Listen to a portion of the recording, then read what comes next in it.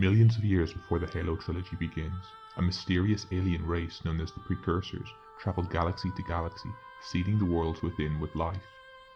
Each life form they create is at some stage judged to determine whether or not they are fit to take over guardianship of the galaxy. The Precursors refer to this belief as the mantle of responsibility.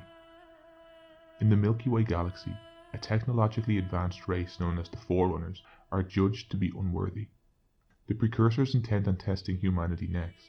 However, before they can even attempt to do so, the Forerunners rise up and rebel against their creators.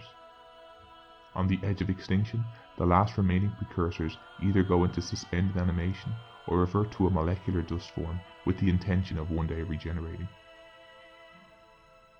About 110,000 years before Halo 1, the Milky Way galaxy has been colonized by Forerunners and humanity.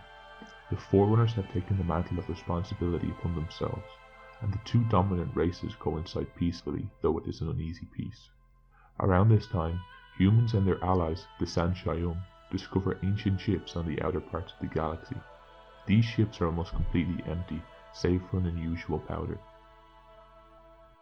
Unknown to them, this was the molecular powder the Precursors had reverted to during their war against the Forerunners. Over the millions of years that had since passed, the molecular structure of this powder had become corrupted. Any entity of life that came into contact with it became mutated and would turn into an aggressive, parasitic form of life. This new species would later become referred to as the Flood. Over time, the Flood becomes an interstellar pandemic, consuming entire worlds and the populations within. Facing no other option, humans are forced to sterilize and destroy colonized planets that have been infected by the Flood. Some of these planets belong to the Forerunners, and this ends up sparking a long, destructive war between the Forerunners and the human Spartan-II alliance. The humans ultimately lose this war, and as punishment they are confined to Earth as devolved beings, their empire erased from history.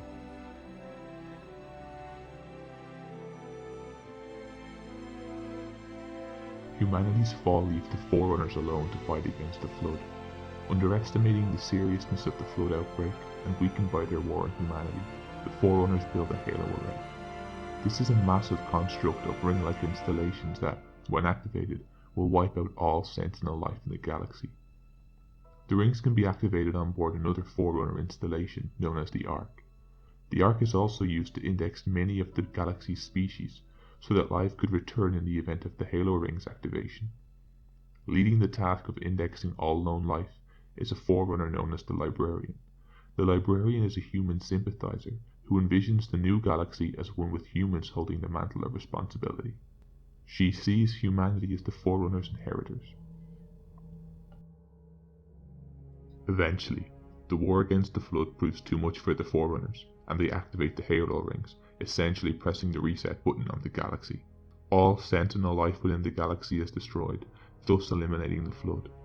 Humans are reintroduced to the planet Earth via the Ark, and modern history occurs as we know it. Throughout the 21st century, humans develop the means to colonize planets and moons within their solar system.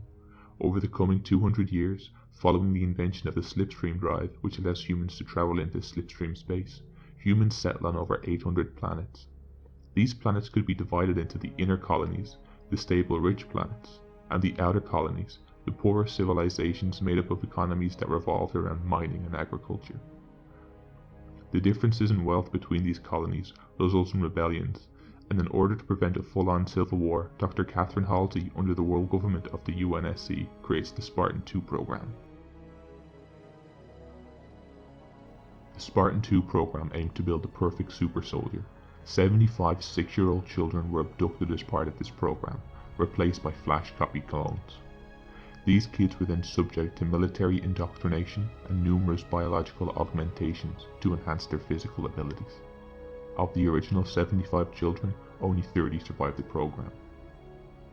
Their combat training occurred on the inner colony world of Reach, where they spent the majority of their time growing up. In the year 2525, the devastating 28-year Human Covenant War begins.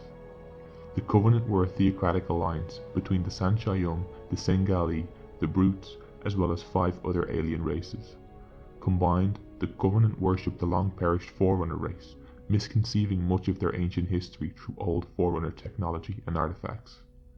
They believe the Halo Rings are the key to the Great Journey, which is a means of transcending into immortality. The hierarchy of the Covenant were aware of humanity's status with the Forerunners, as their chosen inheritors. Upon making first contact with humanity, they withheld this information from the rest of the Covenant, believing it had the potential to break the Alliance up. Instead, they declared humanity an affront to the gods, and demand that their entire species be exterminated. Though the Spartans of the Spartan-II program played a crucial role in many battles of the war, there simply were not enough of them to turn the tide in humanity's favor.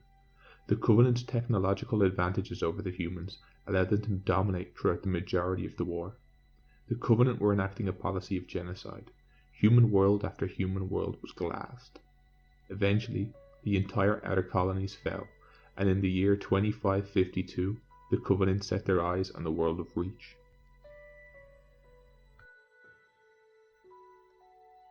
If you made it this far, thanks so much for watching. Please be sure to like and subscribe to ensure you don't miss out on any future entries into the series. In our next episode, we will cover the Fall of Reach, a Master Chief's debut in Halo Combat Evolved.